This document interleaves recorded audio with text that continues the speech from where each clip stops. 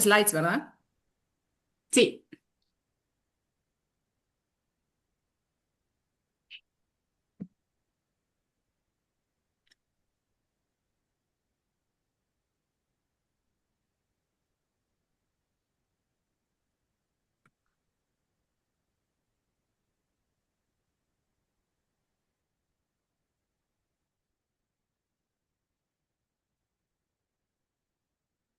Okay, so we're letting everyone join. So I guess we will wait like 1 minute or something. So for the rest of people to be allowed to join, and then we are going to start.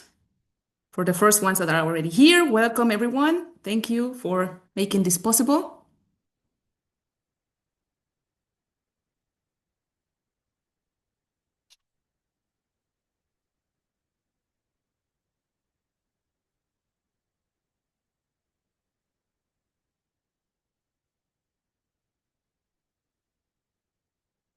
Okay, Paula, I guess, are we ready?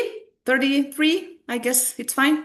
Okay, so everyone, it's already 3:30, so I guess let's get started with this IPA IAL Virtual ECR meeting of this year, 2025. So I'm Liseth Pérez from the University of Kiel, and I'm very happy on behalf of all the organizing committee to welcome you to this year's meeting. And as you know, we will have the in-person meeting in France in October. And this is the first measure of inclusion. I'm the responsible person of inclusion in this in-person conference. And already 3 years ago in 2022, we had the first virtual meeting. And so we decided to do this for you, early career researchers, because you're the future of paleolimnology and limnogeology. So very happy that to be hosting this together with all my colleagues. And I guess the only thing that I want to say is that I hope that we have these 3 really great days, and also in a relaxed group and atmosphere where you feel comfortable and welcome everyone. And thank you for making this possible, because without your contribution, this would have not been possible. We were really amazed that we only gave something like 2 to 3 weeks time to invite for contributions for sending abstracts, and you did really great, and you were communicated also all the time with Paula, and like receiving all the revisions and also sending them back. So this is a great thank you to you all, because without you we could not be here today. And so we're going to have really great ECR presentations and also keynotes, inspiring keynotes. And so I welcome everyone, the authorities of both associations, ECRs, and also the passive participants that joined. And with this, I'm going to already, as you can see, lots of people want to say hi to you and to be part of this opening ceremony, so that we don't miss anyone and don't be late and start with the first keynote. I would like to start. And so as you already saw, this presentation is going to be recorded, or is being recorded already.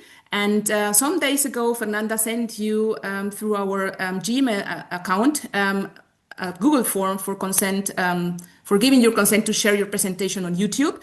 If you haven't done it, please do it so. And with this, we're going to upload all your videos in YouTube. For the ones that didn't send a video, which is fine, we know that everyone is very busy, you can still have, you can give us in the Google form your consent that we can record you in your live presentation, and then we can upload it. And also we can share it with you if you would like also the file, which is very important always to have a presentation in case in the future you get sick or something like that. So exactly, so welcome everyone. And with this, I would like to continue with Paula Echeverría Galindo, who is our member and also the manager of communication and social media together with Angela. And both of them were working really, really hard. So please, everyone, say thank you to Paula, because she, was the one being very peace in mind, and because was a lot of things to do in communication. And please send some emojis to Paula now saying thank you for all this hard work, also for the rest of the organizing committees, and some cheers for you, Paula. Thank you. Without your work, this would have not been possible. And so now I would like you to present the organizing committee of this year's virtual meeting 2025. Yeah, thank you, Liz. So hi, everyone, and welcome again to this virtual congress. I would like to take a moment to introduce this amazing team behind this event. It's been a truly collaborative effort, and I'm proud to be part of such a diverse and motivated group. We are a mix of early career and mid-career researchers, professors, and independent researchers, and each bringing something unique to this table. So, dear committee members, please turn on your cameras if you don't have it done yet, so then everyone can see you. First, starting with the early career researchers, we have Angie, Fernanda, Carolina, and myself, and together we have focused on shaping a meeting that is relevant, supporting, and useful for all the ECRs. Then we have our mid-career researchers, Marta, Xavi, and Liz, and they have been key in bringing experience with fresh perspectives.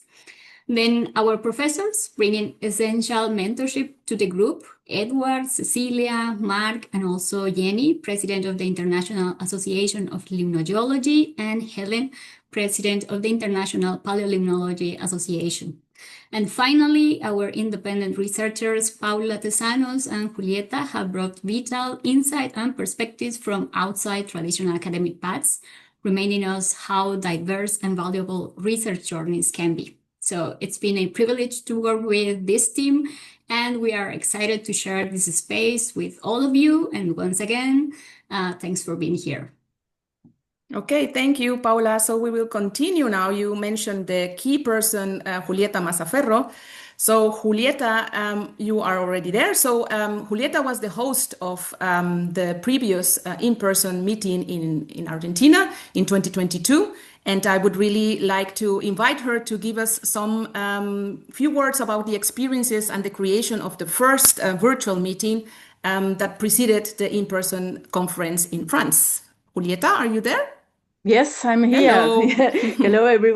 Hello, everyone. Thanks for the introducing me.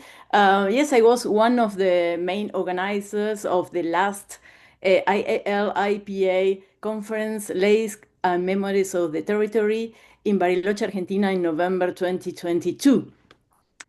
And I'm really happy to welcome you today to this new or second edition of the ECR virtual meeting. And interestingly, this whole idea of virtual meeting as part of the IAL-IPA conference happened quite spontaneously. It wasn't part of the original plan for the big conference. Let me give you a bit of background. Initially, and following the calendars of events of the IPA and IAL organizations, the conference was supposed to be held in Bariloche in March 2021, sorry. But due to the pandemic, it was clear that organizing an in-person event or conference would be very challenging.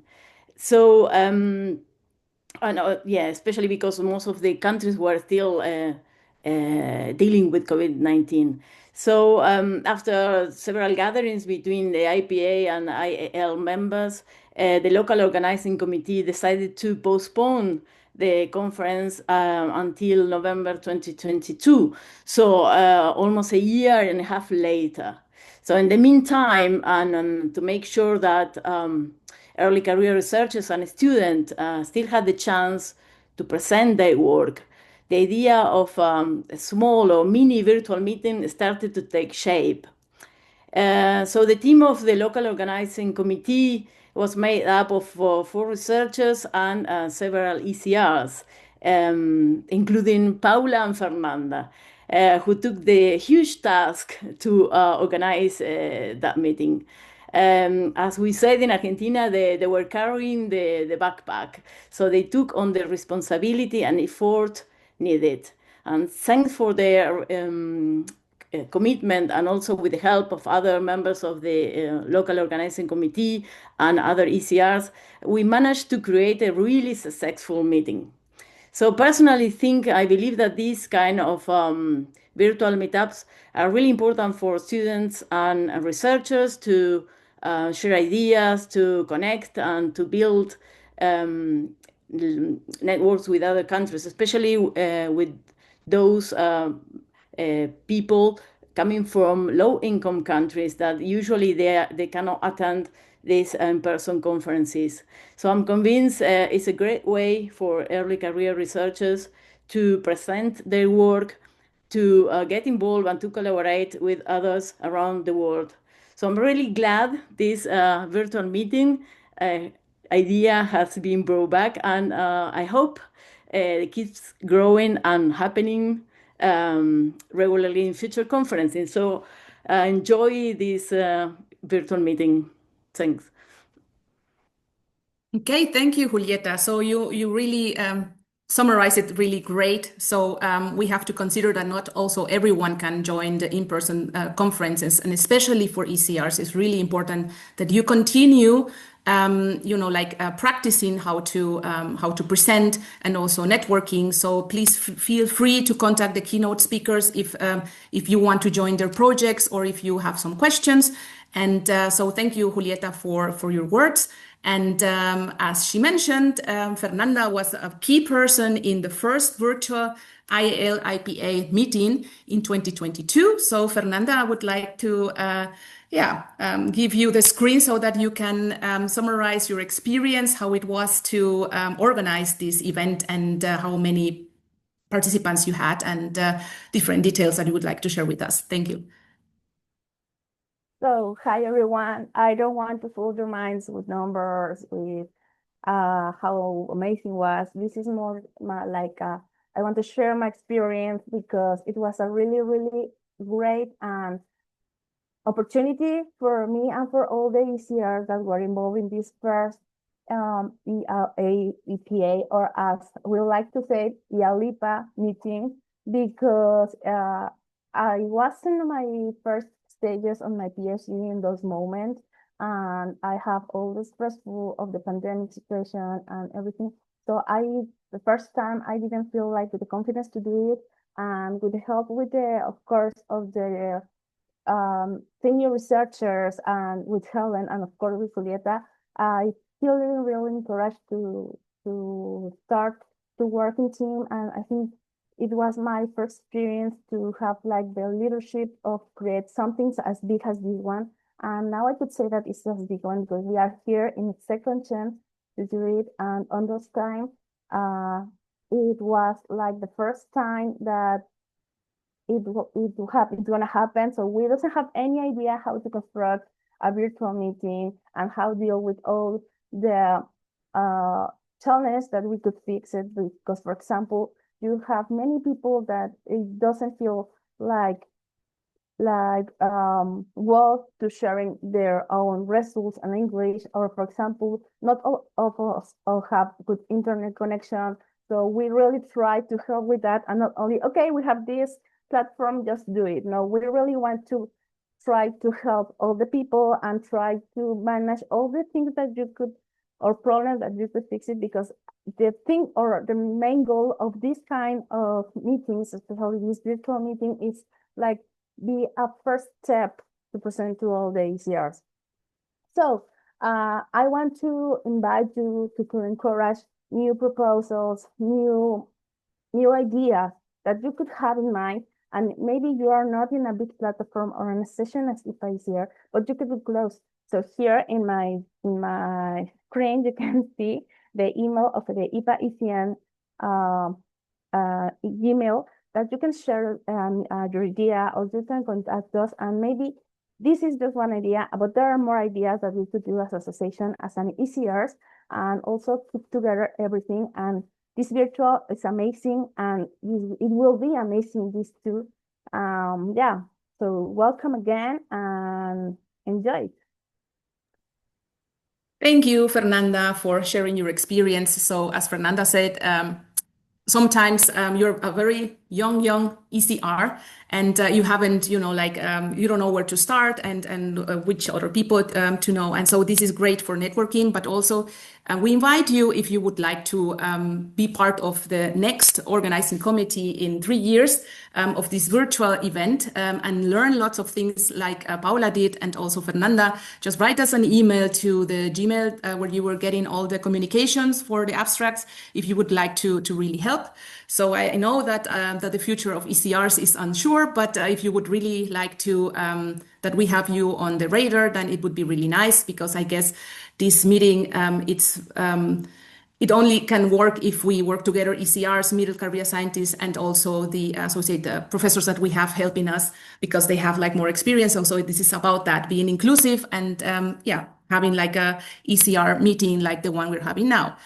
So last but not least, we have Helen Bennion, who is our International Paleolimnology Association chair and also committee member of the joint meeting in France. And we want to welcome Helen. And maybe, Helen, you can just help us with the final words and giving us an overview of what is expecting us during the next 3 days.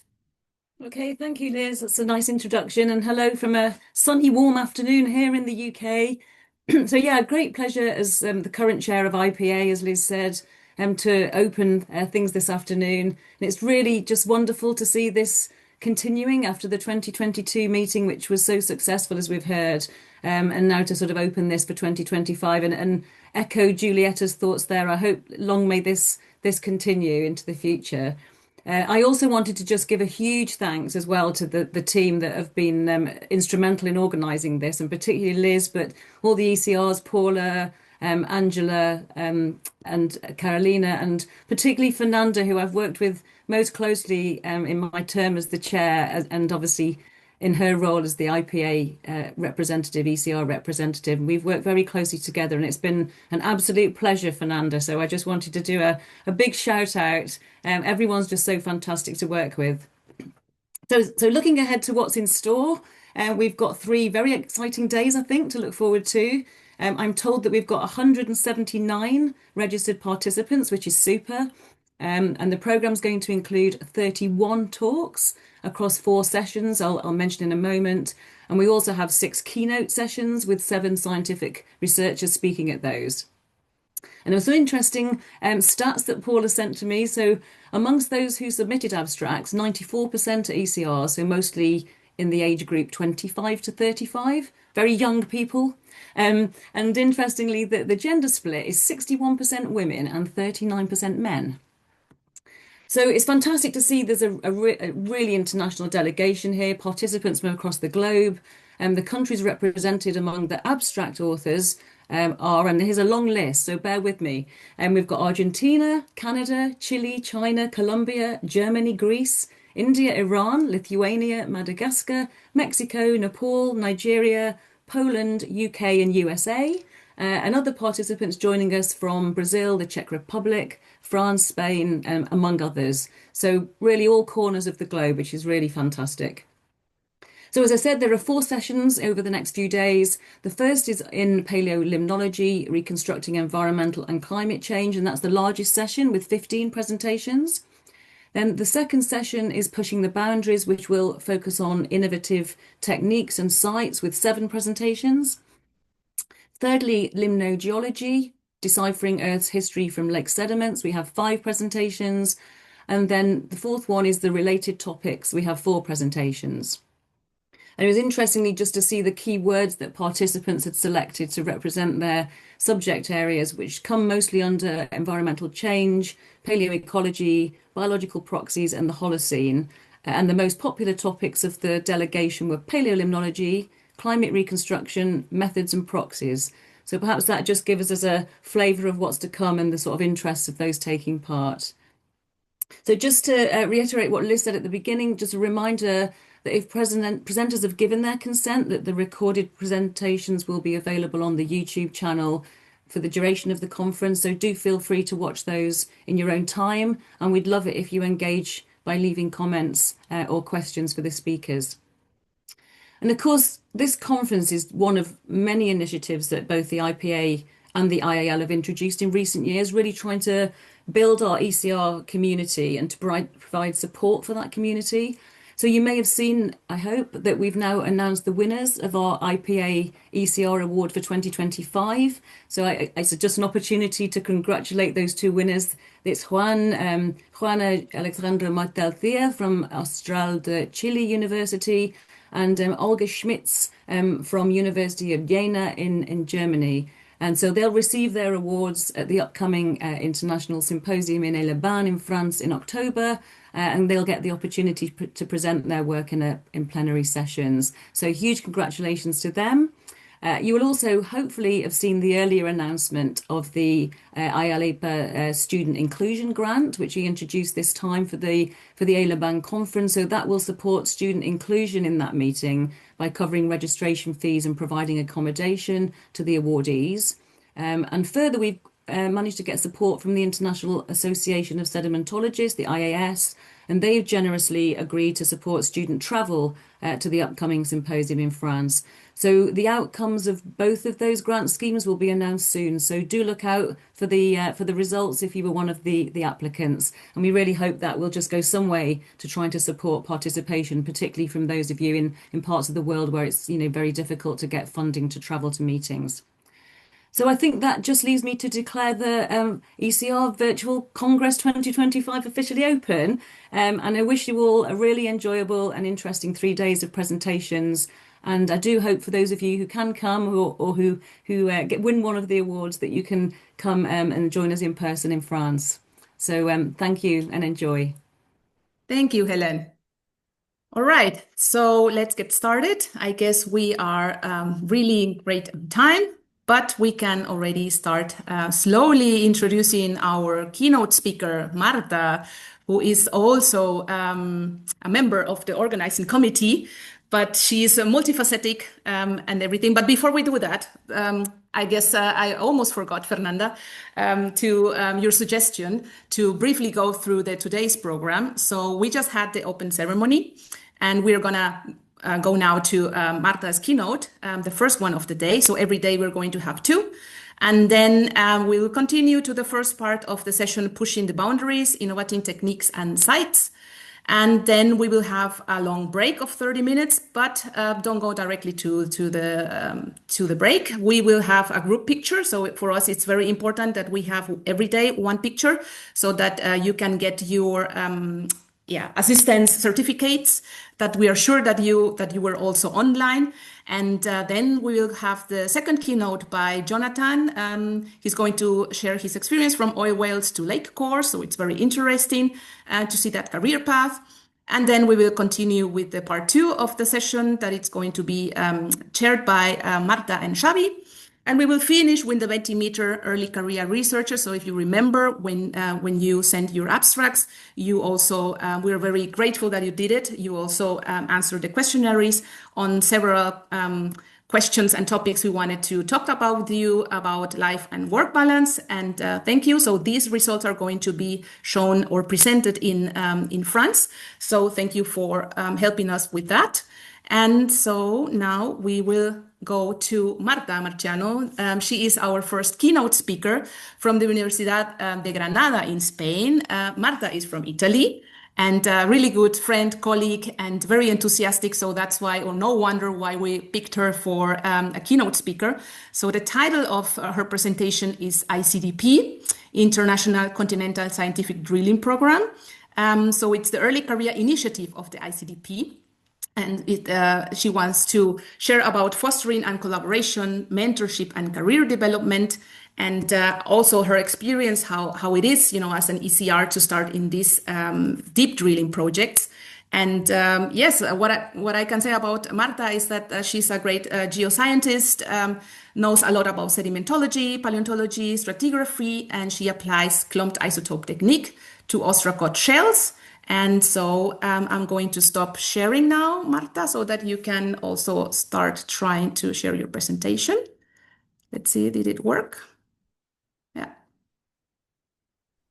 Can you see it? Yes.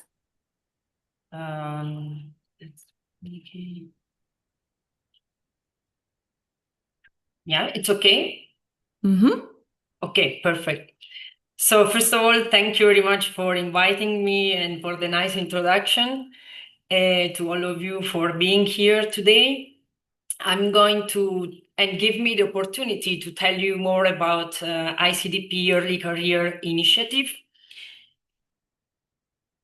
But first of all, I would like to let you know a bit about my career journey. I hope it's going to be inspiring and not make you leave academia forever. So I start my study in geology in Italy. I firstly studied at the University of Chieti, that is in central Italy. Then I moved to Perugia to do a master in petroleum geology, and there I start to work on lacustrine sediments. I wrote a proposal to do a first scholarship in Switzerland, in Geneva, and there I start my PhD that was about the use of ostracote assemblages and other proxy to reconstruct climate and paleo-environment, mainly in a lake that was in central Italy, Lake Trasimeno. So during my PhD, I also spent a few months at the University of Roma, where I learned about ostracotes identification, and at the University of Queen Mary in London, where I applied the transfer function to reconstruct temperatures. At the end of my PhD, I wrote another proposal, and I started my first postdoc at Imperial College London, where I learned about a technique called clumped isotope that aimed to apply isotope geochemistry on carbonate to reconstruct paleo temperatures, and in case of lake environment, lake system, also the hydrology of these lakes. In my second postdoc, I moved to Brussels at the Vrije University of Brussels. And then, thanks to another grant, I did my third postdoc at the University of Granada, where I'm now. And since February, I have a tenure track position. But most of all, I would like to let you know how I was feeling during these last years.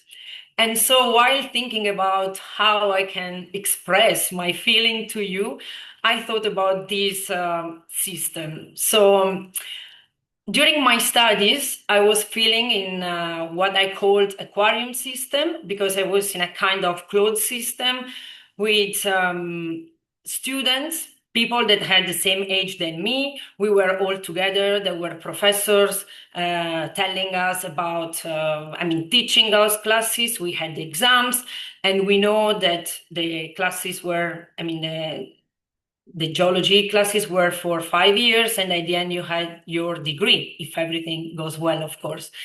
It was difficult, but we knew this system. We knew we had this exam, and at the end you had your degree. I liked geology so much that I decided to start a PhD. And when I started my PhD, I was feeling in a river system. I was for the first time in a wild environment.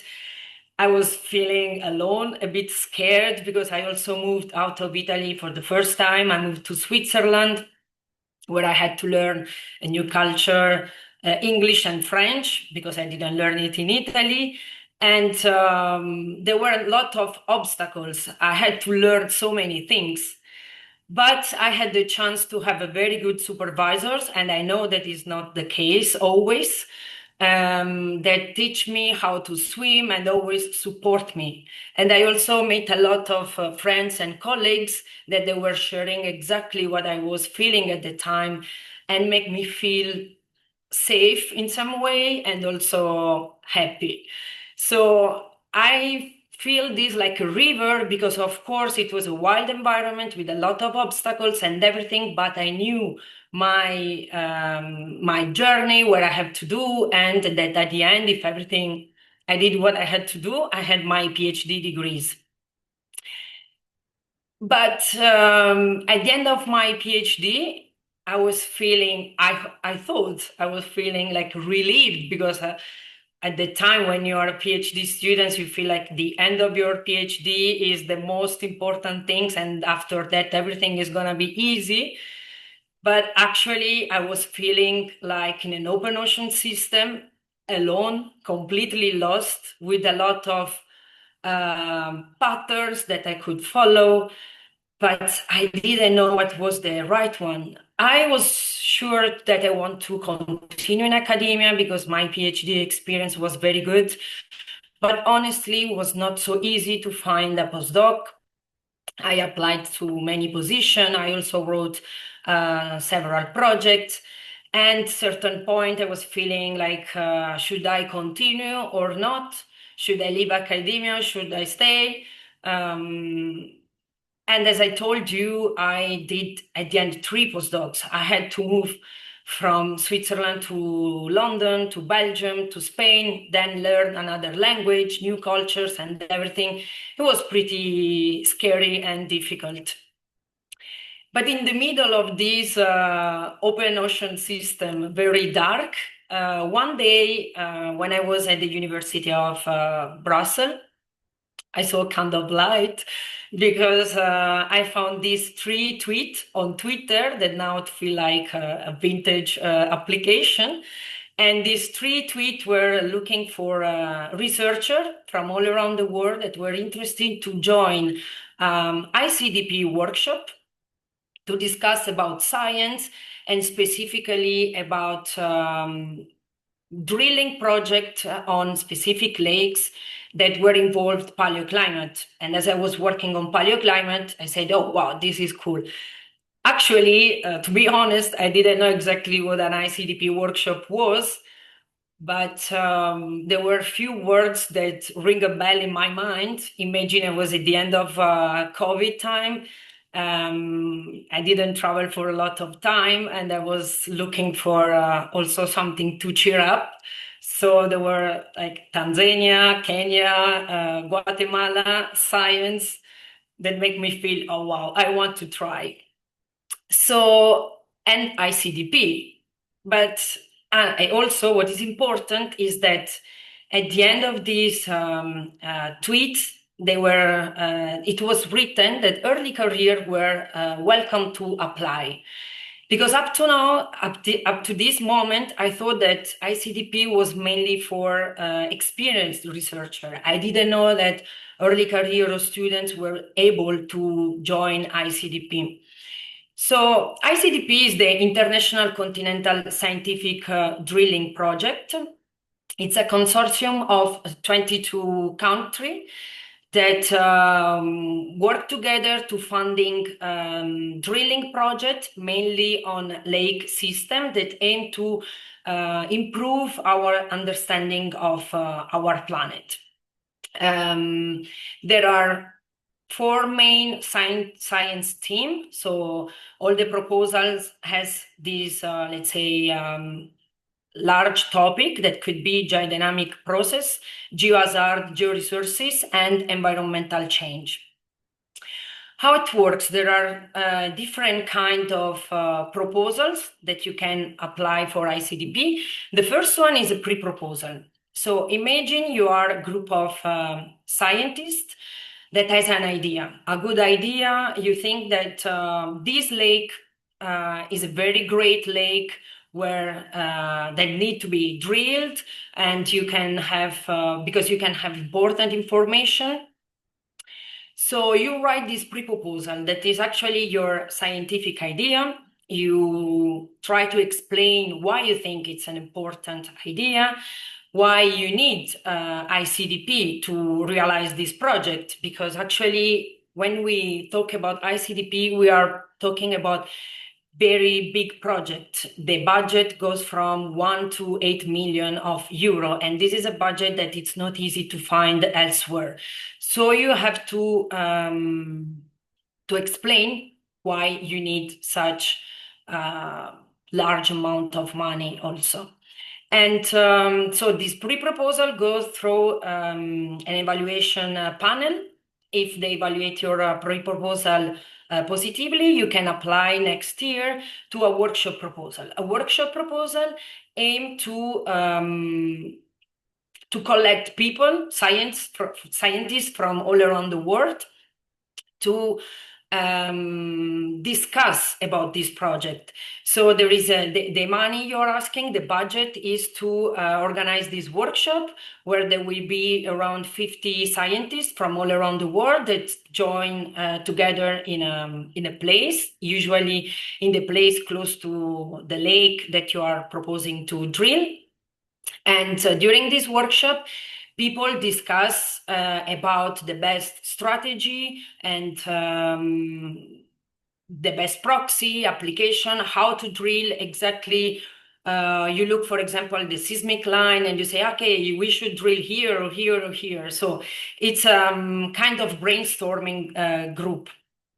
And the main aim is to collect all the idea to write a successful full proposal. And and when you submit the full proposal, you have your idea that is well developed, and you also put the budget. You explain how much money you need. And if it's approved, ICDP is going to give you a percentage. It's not going to funding everything. And in the next years, if you are lucky, I mean, if your proposal is accepted, there will be a drilling project on the lake you proposed. So the Twitter I was talking about at the beginning were tweet to invite people to join the workshop.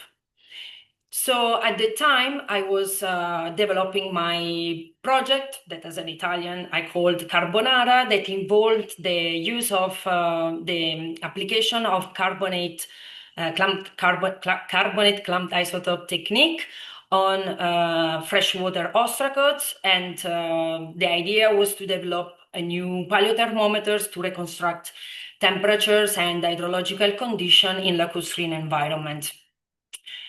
The application for this workshop asks you to send 1 page of CV. So I wrote my short CV, and the second part is 1 page to express your interest and how you could contribute to this project. So this is just an example that how I applied, but of course, I think you can do this in a different way. In a first paragraph, I explain my research and what I want to do. In the second one, I was saying what I want to apply in this specific project. For example, for me was to apply these paleothermometers on the different lakes to reconstruct paleo temperatures and the hydrological condition. And also I wrote this last paragraph that was more to say, okay, this is what I want to develop, but I also have some knowledge on ostracod taxonomy, classic isotope geochemistry, so I can also support you with this expertise. And you can also say, okay, I'm at the time I was in Brussels, so we have other facilities like XRF or, I don't know, SEM pictures and everything. So you explain what you can provide to this project. And I was very lucky, honestly, because I was invited to all the 3 workshops that I applied. And 2 years later, I was also invited to another one in my region in Italy. So this was the best summer of my life, of course, because I was traveling from Kenya to Tanzania to Guatemala. I met so many people from all around the world that we were sharing same interest, scientific interest, but of course, if you are in academia and you experience same lifestyle, you also became friends. So actually, I met very, very nice people. And as I told you at the beginning, I didn't know exactly what it was, an ICDP workshop. So when I arrived there were so many things that surprised me, because I always thought that ICDP was more for experienced researcher. And but actually, during the brainstorming activity, there were students, PhD, early career, and experienced researcher. We were all together at the same level, sharing our ideas and discuss about the best strategy to develop this proposal. And I met people that are working on different proxies that could be applied on my research. So this was very interesting. And again, I learned a lot of things. So why I think that ICDP could be very important for early career is because, for example, specifically during this workshop, you know how to write a proposal, because I mean, you are together with 50 people that has a lot of experience on writing proposal, and yeah, and you understand all the strategy and the things that are behind such big proposal and how to manage such big project. Also, you are you can build your network because you meet so many people, and so you can talk with them to develop your future idea. And of course, you have visibility because there are some PIs, some professors that can help you in writing your proposal. Let's say you are applying for a Marie Curie, you can always discuss with them to have some tips, but also to ask them to participate to your project. So I think it was a very, very great experience. And I also wrote a short article about my experience. So if you want to read it, it's on the EDU blogs. So how you can apply on this workshop? If you go to the ICDP website on news and events, there are the next workshop call. For example, I saw today there is this one from Flanked in Catania in Italy. The deadline is the 31 of July, so you still have time to apply. It's also for early career, so of course you have, I mean, you should apply. And as I told you, there is required one CV page and one page that summarize your expertise and your project and contribution. So please go and apply to this one and keep an eye on the future calls. Then 2 years ago, in 2023, we had a workshop to celebrate the ICDP 25 plus years of activity. And I was invited together with other early career to be to tell them about my experience, because I don't think that happened a lot that an early career was joining like 3 workshops in 2 months. So they wanted to ask me and to tell other people how it was for me be part of this workshop. And for us, for all the early career that were there, but also for other one, I think it was very important to make a point that it's true that ICDP is important for early career, but actually early career are also important for ICDP. And as this is a moment where most of researchers are in this time where you said, okay, should I stay or should I go? So ICDP, I think, can do something to convince, to support early career to stay, actually. And this is because early career represent the novelty. They have new ideas. They cannot participate to the collecting of funding for the drilling, but they can be the scientific support. They are the people that are going to actually work on this course. And also, I think that when you are younger, you have more motivation and excitement that I think with time can be lose a bit. And so early career are always exciting to be involved in new idea and new project.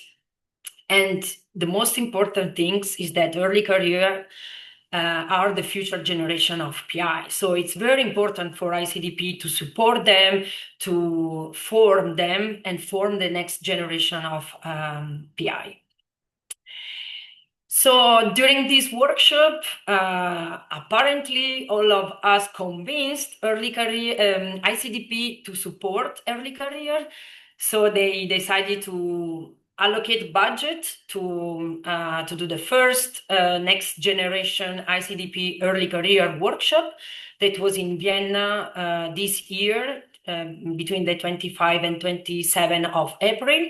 There was an open call at the beginning of this year, and 26 early career researchers from 16 different countries were invited, and also 5 ICDP PI, experienced PI, joined the meeting. And we had, from my point of view, but I think also from the participant, very interesting 3 days, because we spent these 3 days talking about the need of early career and how ICDP could really support this community. So one of the first activity that was already one of the first things that we thought about before the meeting was this mentor-mentee program. We paired each mentee, so each early career, with an experienced PI, and this is a 1-year program. The main aim is to have a mentor that can guide you in science, but also maybe to develop a career plan, to better understand how to balance your work and personal life, and everything. I mean, whatever the way you cannot actually discuss with your supervisor, also not because you cannot, but it's more because with your supervisor, PhD supervisor, if you have one, if you have a postdoc, maybe you don't have a supervisor, you discuss more about science and more about what you are doing on this specific moment. But having someone that can help you think about your future, we think it's something that can be very useful. So we just started this program, so it's gonna last for 1 year. It's our first year, so we will let you know how it's gonna be. I hope it's gonna be a success. And then we discussed about other activity when we were in the workshop. For example, we thought that we could build a funding and researcher database. So the funding database is going to be a database where we're going to collect all the funding information from different agencies, national, international, and from all around the world. There will be information about open call, deadline, eligibility criteria, etc. And the researcher database is going to be something that aim to collect information from all level career of scientists, like PhD students and also PI. And this is to foster collaboration. And also, I don't know, imagine you are writing a proposal and you are looking for research stay somewhere and you want to learn a new technique, or you are looking for someone that can help you in, I don't know, isotope geochemistry. So you go on this database and you look at the people that are here. So we know that there are different databases where you can probably have access to this information, but we want to make something that is specific for lake researcher.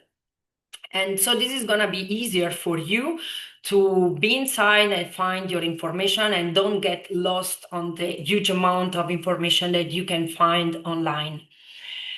Then we would like to develop a newsletter where we collect information always related to lakes research and something related to, of course, information such as job opportunity, conferences, workshop, and whatever can be useful for early career. We aim to have a newsletter every 2 months. We are still working on that. Then we want to develop a podcast and a YouTube video. We had this idea to collect funny and maybe not so funny information about academic career, academic life, such as a funny episode that happened during field campaign or in the lab, or whatever you think can be nice to share. We want to make this in a funny format so you can listen it when you are going home after your hard day at work.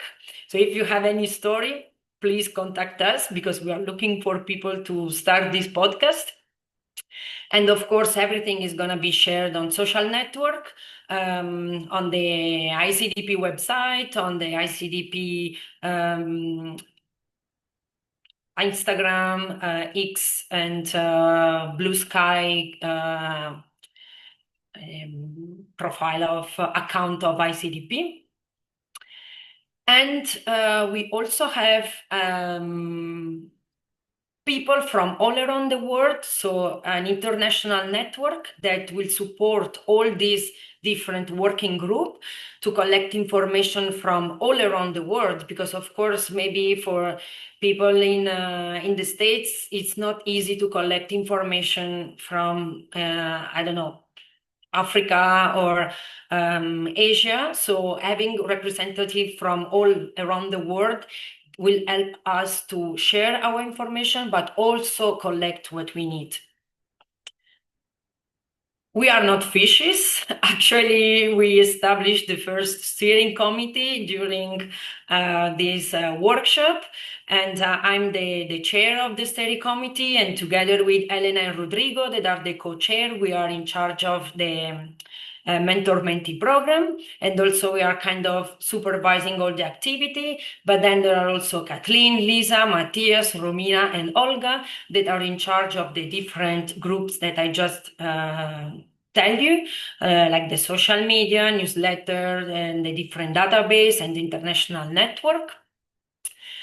During these 3 days, we were actually very productive, and we also wrote a proposal, because our idea is that this is going to be a program that is not going to end in 2025, but we want to continue this in the future.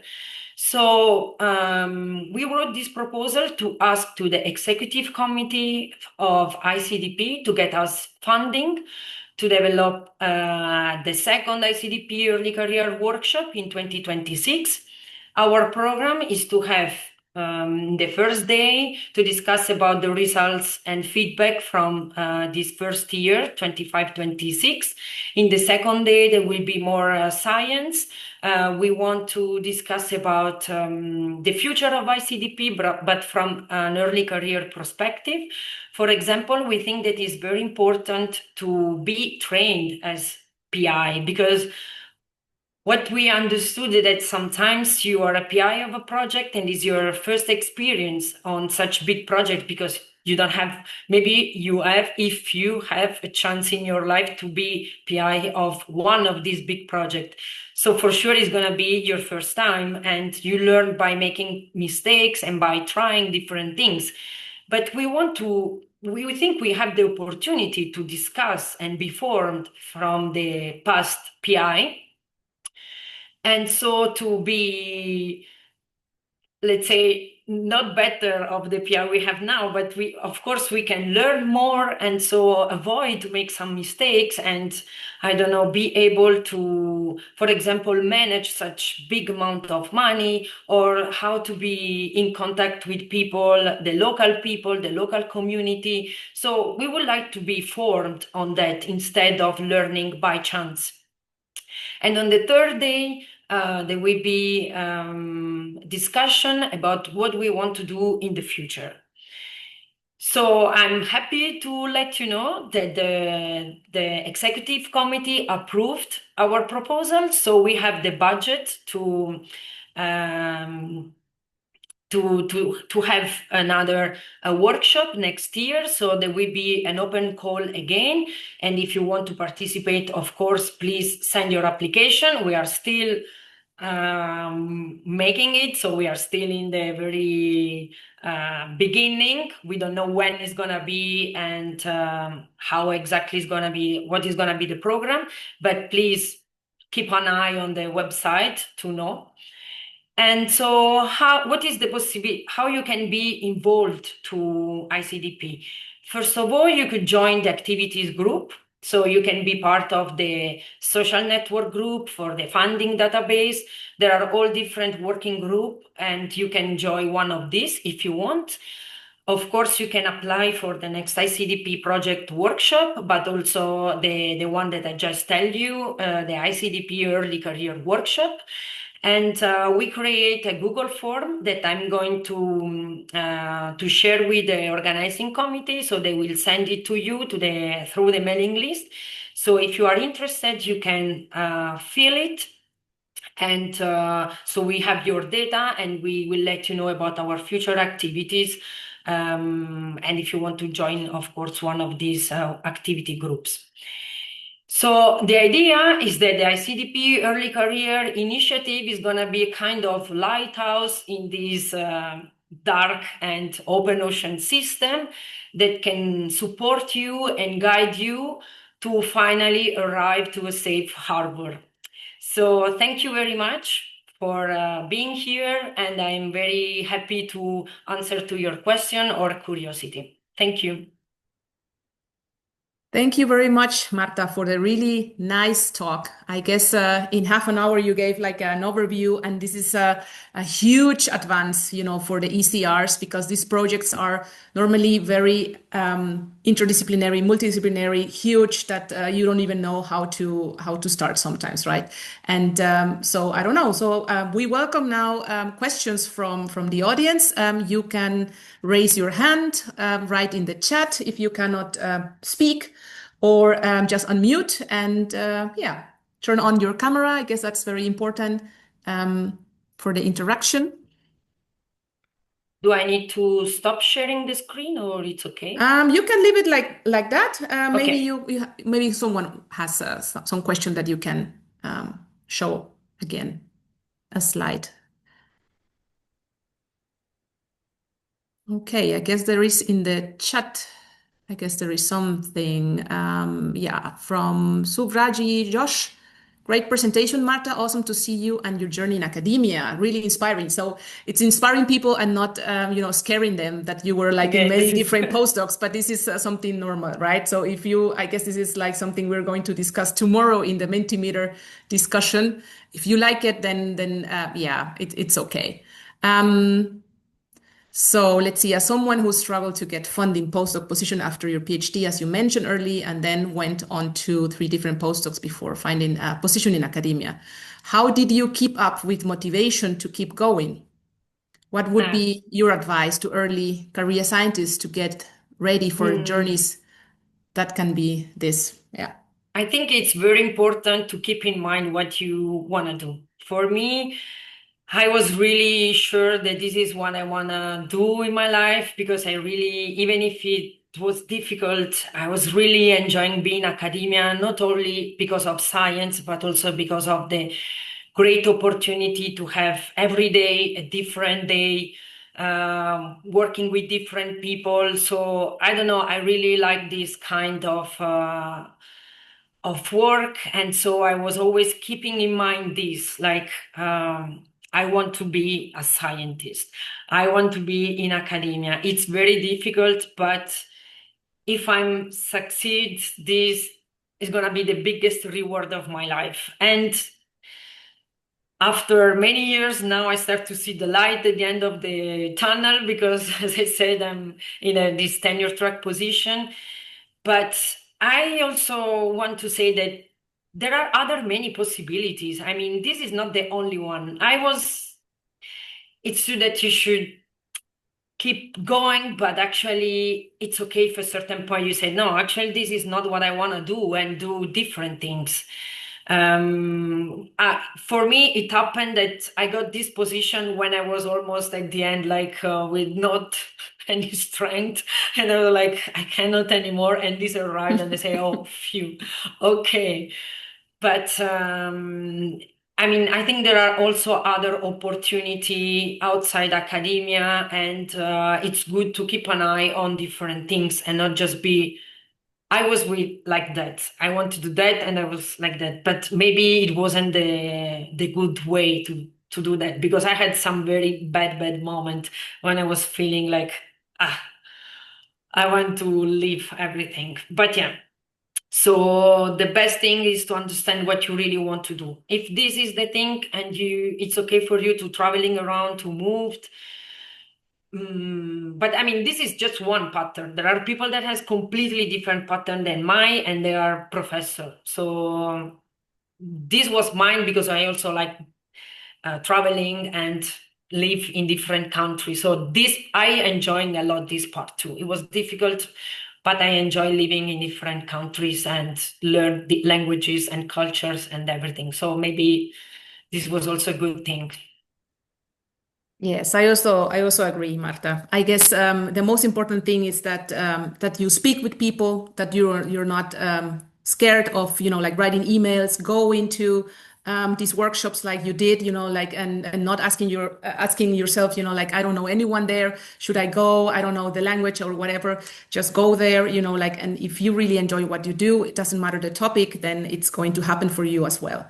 So I guess Yeah, this I is wasn't something. ashamed of anything. I was going to I know everyone. you. Hello, can I work with you? Do you want to work Yeah, with but me? Hello, can I come to the field with you? I was always like that because, I mean, this is the only way. People are not calling you. You have to go to people if you want. So this is maybe the best advice. Don't be ashamed and go and talk with everyone. Say that you want to be involved, that you want. The worst thing is that they're going to tell you no. And okay, I mean, next. Okay, so next question. Who wants to ask a question about deep lake sediments and this kind of projects, or I don't know how to join, or I don't know if you have like some question about the procedures that Marta explained. Is there like another question? Someone raising the hand? So yeah, Camille. Thank you. Nice to see you. Hi, Liseth. Thank you very Hi. much, and thank you, Marta.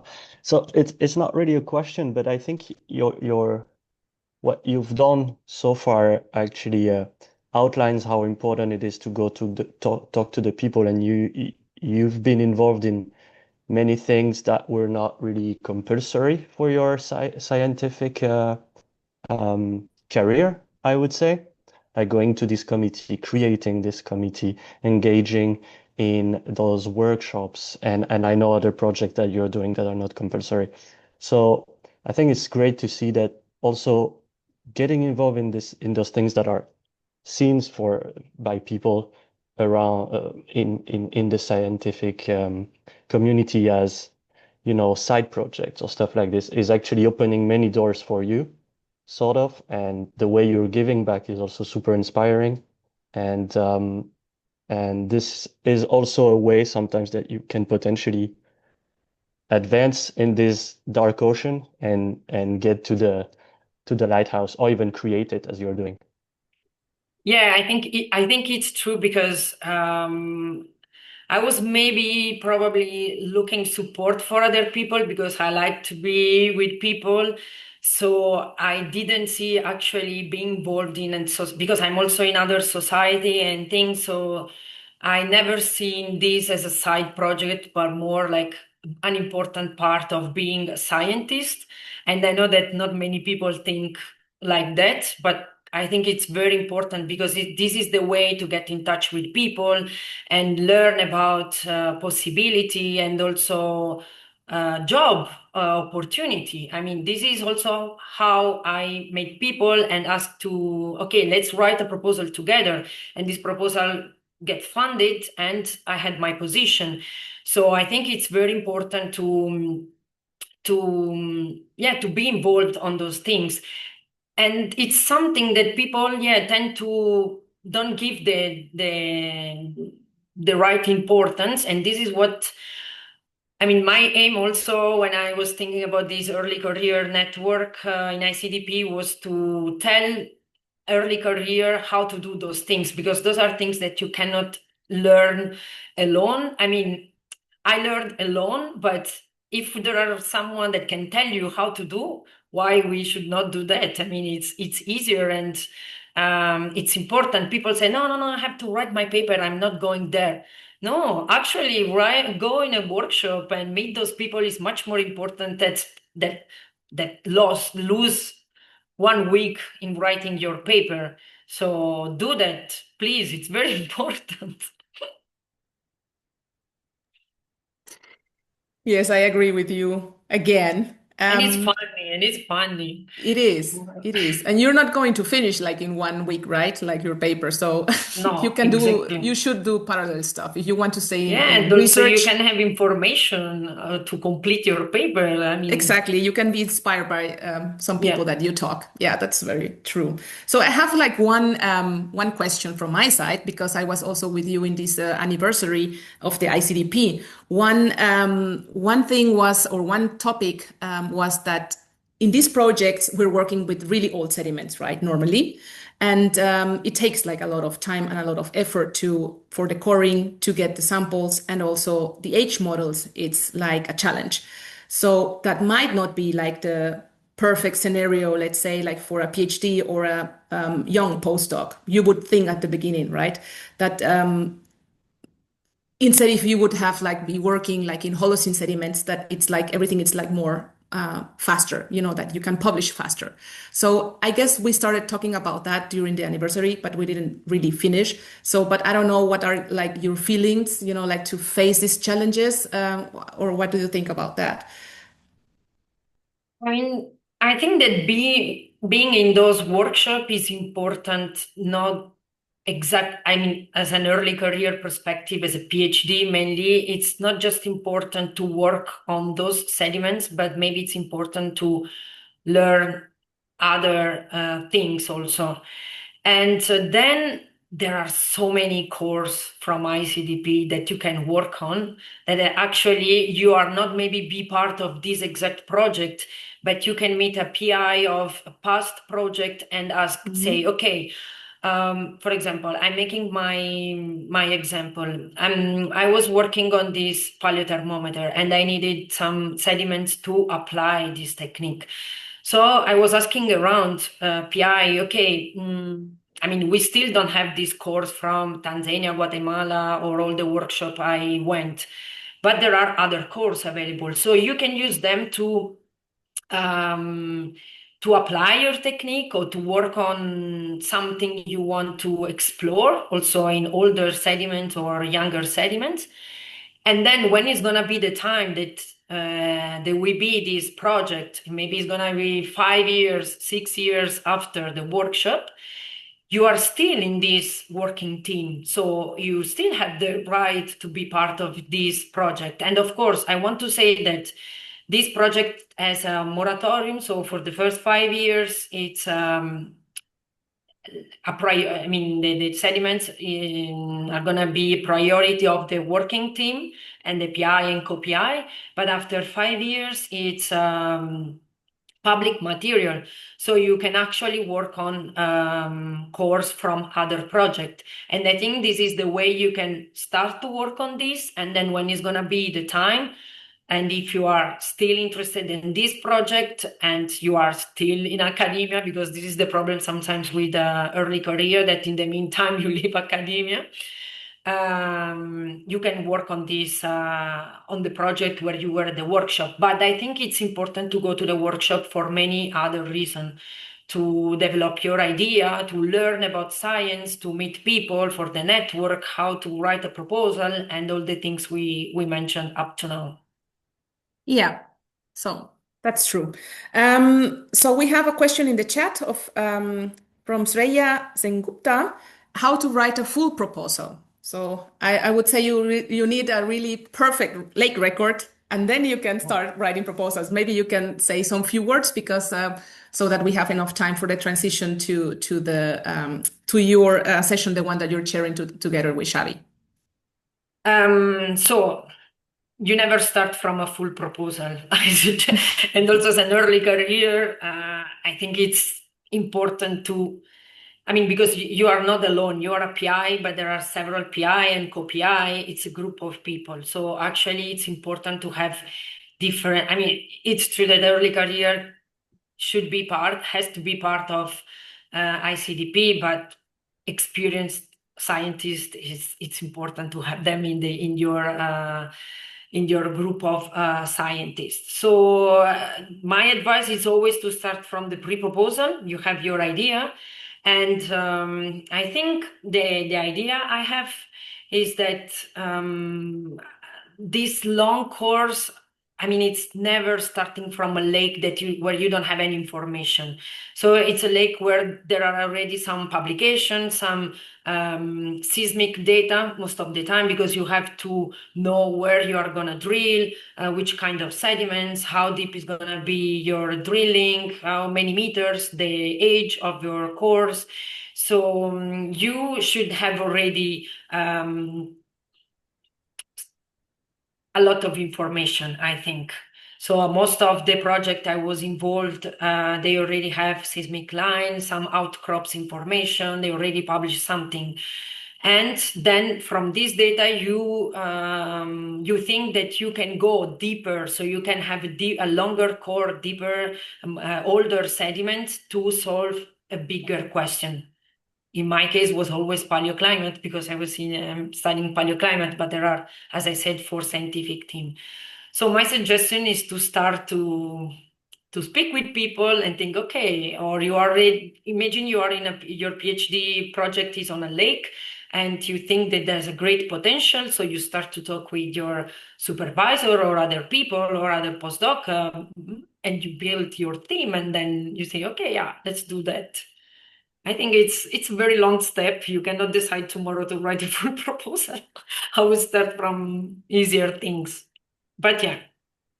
Yes, thank you, Marta. And I guess a very great compliment is going to be the keynote of Jonathan Obrisfarner, so he can continue telling you about how it was, because he's a very young scientist also, and he succeeded to be the principal investigator of one ICDP project, and did all the steps. One of the youngest one, I think, the youngest one. So I guess he's the youngest. An early career. I'm from Guatemala, so he did the impossible. Yeah, exactly. That's why we invited Guatemala him. Is an early career that got funded the full proposal. Yeah. I think also without passing from the pre-proposal.